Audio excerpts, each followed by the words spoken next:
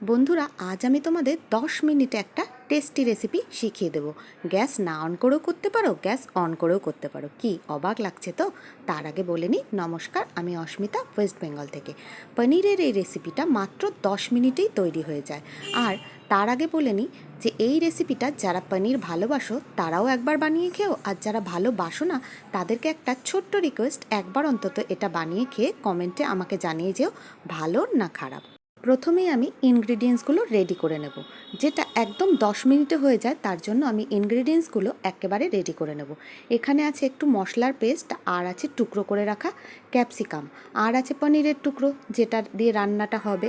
আর এই মশলার পেস্টে আছে কয়েকটা কাজু বাদাম, আর 2 টেবিল চামচ পোস্ত, কয়েকটা গোলমরিচ গুঁড়ো, আর আছে এর মধ্যে সামান্য একটু জিরে, আর 5-6টা কাঁচা লঙ্কা।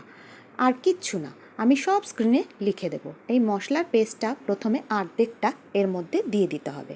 তার মধ্যে দিয়ে দিলাম পনির আর টুকরো করে রাখা ক্যাপসিকামটা। পনিরটা একটু বড় টুকরো করে কেটো, আর ছোট করলেও অসুবিধা নেই।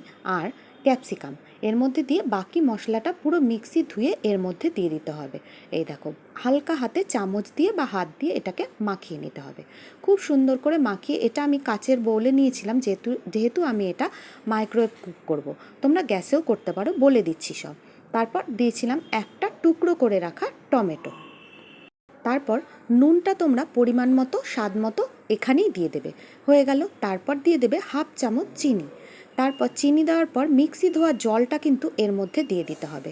তারপর দিয়ে দিতে হবে সর্ষের তেল 2 টেবিল চামচ। সর্ষের তেলই এটা রান্নাটা হবে, নইলে কিন্তু টেস্টটা ঠিকঠাক আসবে না। আর 4-5টা কাঁচা লঙ্কা চেরা। মিক্সি ধোয়া জলটা এর মধ্যে দিয়ে এইভাবে ডুবো ডুবো করে চামচ দিয়ে এটাকে খুব সুন্দর করে বাটিতে সেট করে নিতে হবে। তারপর আর কোনো কাজ নেই, এটা এভাবে বাটিতে সেট করে আমি একটু এর মধ্যে কাশ্মীরি লঙ্কার গুঁড়ো দিয়েছিলাম। দেখো, এটা হলুদ দেখতে হলেও এটা কিন্তু সর্ষের তেলের হলুদ, এর মধ্যে কোনো রকম টার্মারিক পাউডার বা হলুদ ইউজ করিনি। তারপর আমি এটা মাইক্রোওভেনে দিয়ে দিলাম। মাইক্রোওভেনে 5 মিনিট কুক করে নিলে এটা একেবারে রেডি। পনির ভাপা টাইপের হবে, খেতে কিন্তু এটা দুর্দান্ত হয়। এবার বলি, যারা মাইক্রোওভেনে কুক করবে না, গ্যাসে করবে, তারা গ্যাসের মধ্যে কড়াইয়ে অল্প জল দিয়ে নেবে একটা টিফিন বক্সে। যেখানে টিফিন বক্সের মানে জাস্ট 1 আঙুল জল দিয়ে সেটাকে ফুটিয়ে 5 মিনিট নিলেই একেবারে রেডি এই রেসিপিটা। জাস্ট গ্রেভিটা দেখো, থিকনেসটা ভীষণ সুন্দর লাগে। ভাত, রুটি, লুচি, পরোটা সব কিছুর সাথে এটা খেতে ভালো লাগবে। আমি ভাতের সাথে খেয়েছিলাম, দুর্দান্ত লেগেছিল। যারা পনির ভালোবাসো না তারাও কিন্তু রিকোয়েস্ট, একবার বানিয়ে অন্তত এটাকে খেও। আমার বাড়ির লোক তো ভীষণ খুশি হয়েছিল। তোমরা বানিয়ে আমাকে কমেন্টে জানিও তোমার বাড়ির লোক কী বললো। কেমন, ভালো হলেও জানিও, খারাপ হলেও জানিও। প্লিজ একবার রিকোয়েস্ট, এটা একবার বানিয়ে খেও।